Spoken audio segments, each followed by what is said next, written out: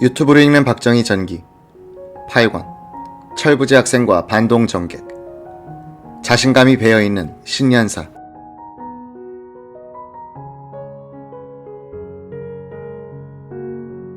정구영은 그의 회고록 실패한 도전에서 1966년 말부터 박 대통령의 1인 지상주의가 점점 대통령 개인과 친목 관계에까지 파급되고 있었다고 기록하고 있다. 공화당은 무력해졌고 복귀한 김종필은 무기력해졌습니다. 실권이 없었죠. 소위 공화당 간부라는 사람들이 이후락과 김영욱 등 대통령 측근들의 그늘에서 김종필을 견제합디다. 행정 권력이 집권 여당을 지배하는 겁니다. 민주주의라는 게 정당 정치라야 하는데 공화당이 집권의 주체도 아니고 중심도 아니었습니다. 삼선 개헌은 안 하겠습니다라는 답변 대신 1971년 선거에는 안 나가겠습니다 라고 한 것은 그 얼마 전부터 이런 1인 지상주의 풍토가 자라왔기 때문입니다. 정구영이 말하는 박정희의 1인 지상주의를 구체적으로 이해할 만한 근거로는 1963년부터 1969년까지 청와대 대통령 비서실 정무비서관으로 근무했던 주관중의 메모가 도움이 될 것이다. 주관중은 1953년 연세대 정액과를 졸업하고 1958년 미국 남일리노이 대학원을 거쳐 연세대학교 조교수로 있던 중 선거를 계량주의적으로 접근하는 방법을 기술한 선거공학을 펴내 최고회의 비서실로부터 주목을 받았다.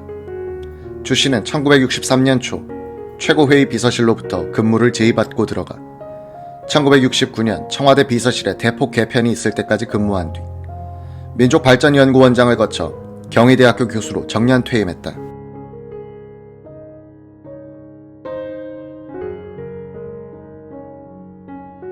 주관중 씨에 따르면 박정희 대통령은 가끔씩 비서관들이 근무하는 방으로 들어와서는 흉금에 쌓여있던 말들을 털어놓고 했다고 한다.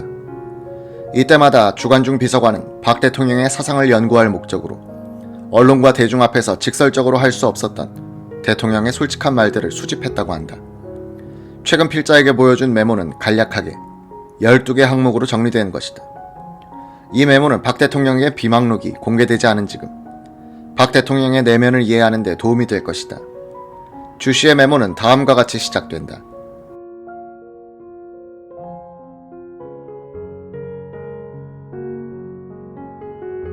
하나, 모든 정치 행동은 억압해야 한다. 정치 행동은 해결보다 혼란만 초래한다. 6.3 사태 후 계엄령을 선포한 박 대통령이 어느 날 비서실로 들어와 학생 시위에 대한 이야기를 한참 한 뒤 이런 말을 했다. 그는 또 이런 말도 했다. 둘, 교수들이 가르치고 학생들이 배우는 교과서는 이 나라에 도무지 도움이 안 된다. 셋, 국민의 문제는 내가 다 알고 있다. 해결책도 내가 다 알고 있다. 야당의 정책 비판이 강해지면 박 대통령은 이런 투의 말을 툭툭 내뱉듯 우리 비서관들에게 하곤 했다. 넷, 언론은 나를 지도하기보다 나에게 협조해야 한다. 언론도 여론도 부분적이다. 전체적인 것은 내가 다 안다. 언론에 대한 시각을 드러낸 말이다. 박 대통령은 전체를 보지 못한 채 지엽적인 부분만을 문제 삼는 언론을 답답해했다. 국회도 마찬가지다. 지역 발전 문제는 지사들이 제일 잘 알고 있다. 그들은 주야로 일하고 있다. 사실 도지사들이 제일 잘 알고 있었다. 이들은 대통령의 지시를 최우선으로 알고 시행했고 이 때문에 인접 도의 업무와 마찰을 종종 빚었다. 비서실에서 근무하며 지켜보면 이런 부작용도 없지 않았지만 대통령이 도지사들을 믿는 만큼 도지사들은 필사적으로 일하는 분위기였다. 만약 게으르다는 보고가 올라가면 그날로 경질돼 버리곤 했기 때문이었다. 6. 교수들은 나에게 방향을 가르치기보다 방법을 알려줘야 한다. 박 대통령은 지식인들을 나름대로 활용하는 기준이 있었다. 자신은 방향을 정하는 사람이고 가고자 하는 방향으로 나아가는 방법을 제공하는 지식인들을 가까이 하려 했다. 경제인들에게도 비슷한 시각으로 대했다. 정주영 현대그룹 회장은 이런 측면에서 박 대통령을 충분히 만족시키는 사람이었다. 7. 근로자들은 경제 수준이 오를 때까지 참아라. 누군가가 박 대통령에게 노조 문제를 거론하자 대통령은 이렇게 말했다. 당시 이 말을 전해 들었을 때의 어감은 근로자를 무시하는 말이 아니라 힘들겠지만 조금만 더 참으면 좋아질 것이다 라는 느낌이 강했다. 8. 경제만 발전한다면 통일 문제, 부패 문제, 교포 문제, 근로자 문제가 모두 해결된다. 민주주의도 경제개발을 선행할 수 없다. 박 대통령이 경제개발과 관련해 다른 가치보다 선행한다는 말을 하는 순간 메모한 것으로 정확히 언제인지 기억나지 않는다. 9. 군인들은 다시는 정치행동을 하지 말고 국방에 힘써야 한다. 전쟁이 없을 때는 국토 건설에 협조해야 한다.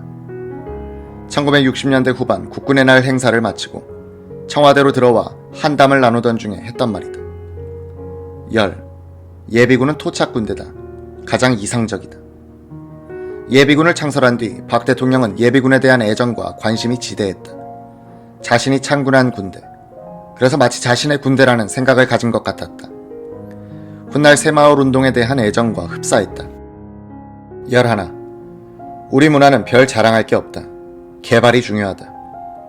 국가 지도자로서 공개적으로는 절대 해서 안 될 말이지만 우리 비서관들에게는 터놓고 한 말이라는 생각이 들었다.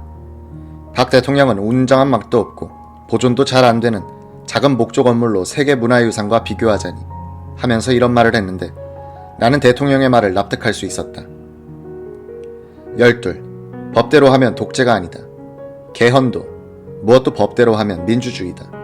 사상, 이념보다 법이 중요하니까. 선거도 법에 있으니까 해보는 것이다. 1967년 선거의 즈음에서 박 대통령은 이런 말을 했다. 특히 선거도 법에 있으니까 해보는 것이다 라는 말은 자신만이 이 나라를 이끌어갈 수 있다는 자신감이 넘쳐나온 말로 들렸다. 삼선 개헌도 이런 생각에서 자신있게 추진했을 것이라 본다.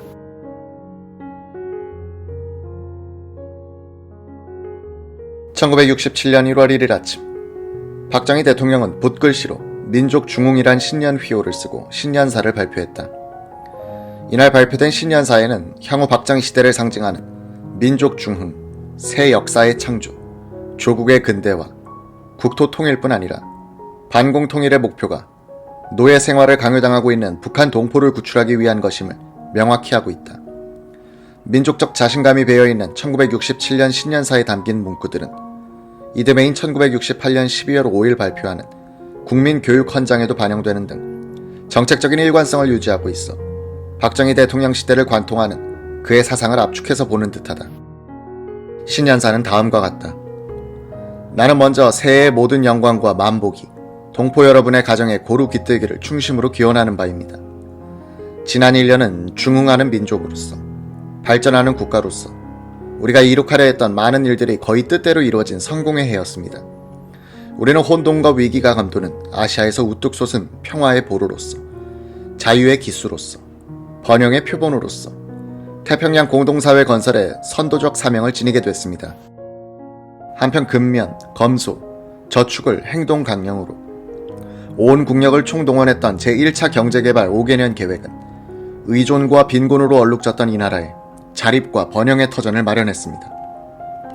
이제 우리는 극복할 수 없을 것처럼 보이던 난관을 끝내 극복하고 제한된 자원으로 많은 성과를 올렸으며 수구의 전문가들이 불가능하다고 한 그러한 환경 속에서 바로 그 서구의 선진공업과 기술을 습득하여 그들과 결의로 하고 있습니다. 우리 민족의 역사는 이제 새로운 출발의 시점에 서 있습니다.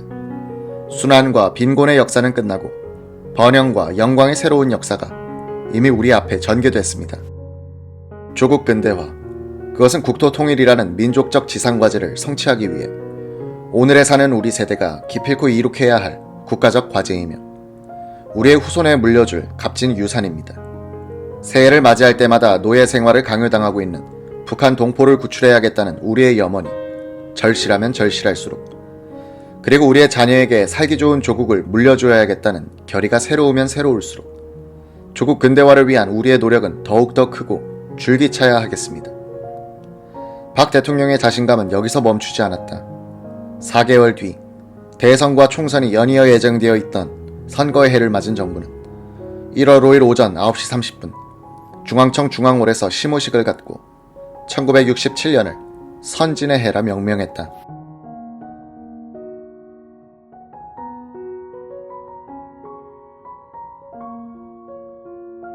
이날 오후 박 대통령은 경제기획원을 초도순시하고 금년에도 안전의 바탕 위에서 성장을 지향하고 양적 발전과 아울러 질적으로 강화해 나가야 한다고 지시했다. 박 대통령은 4시간 이상 각국별로 경제 동향 보고를 받아 장기영 부총리를 비롯한 경제기획원의 각 국장들이 심의 첫날부터 진땀을 뺐다. 재정안전계획부터 전후한 개발에 이르기까지 경제의 전 분야에 대해 보고를 듣는 동안 박 대통령은 특히 물가 정책에 관심을 보이면서 품목별 도매 물가와 소비자 물가의 추세를 따지고는 물가 안정과 경제 성장을 동시에 추진하도록 강조해서 당부했다. 엽차 한 잔만을 마시고 자리에서 꼼짝 않고 보고를 받던 박 대통령은 경제 문제를 경제기획원에만 맡길 것이 아니라 모든 장관이 입체적으로 검토하라고 지시하고, 그 예로 공보부 장관은 정책 실천에 잘된 점과 못된 점을 무비 카메라로 잡아 국민들에게 알릴 뿐 아니라 관계 장관 회의에서도 확인, 평가하라고 지시했다. 1월 8일 일요일을 맞은 박 대통령은 영하 10도를 오르내리는 날씨에도 불구하고 유교사와 아들 지만군을 데리고 한양 컨트리클럽을 찾았다. 길재호 사무총장, 김성곤 재정위원장 등 공화당 간부와 김영욱 정보부장 및 대구사범 동창생인 황용주 전 문화방송사장도 가족을 동반하고 나와 박 대통령과 오후 늦게까지 나인홀을 돌았다. 이날 처음 골프채를 쥐어본 유경수 여사는 몇 차례의 스윙 끝에 날아가는 공을 쳐다보며 맞으면 힘이 안 들고 안 맞으면 힘만 빠지는 운동이군요 라고 해 좌중을 웃겼다. 박 대통령은 휴가가 아니면 가족과 나들이 할 여유가 없었던 혁명 초기의 긴장된 분위기와 달리 다소 삶의 여유를 되찾은 신년을 보낼 수 있었다. 선거를 앞둔 대통령으로서 자신만만함이 배어 있었던 이 무렵 야당인 신한당과 민중당은 선거 대책에 부심하고 있었다. 연초부터 야당 대통령 후보 단일화 추진위원회를 구성해 활동해온 신한당과 민중당은 1월 24일 신한당의 윤보선 총재가 유진호 민중당 대통령 후보의 서울 중구 필동자택을 방문함으로써 후보 단일화와 야당 통합의 가능성이 열리기 시작했다. 다음 날인 1월 25일 유진호 후보가 윤보선 총재의 집을 방문. 회담 끝에 민중, 신한 양당의 통합을 결의했다.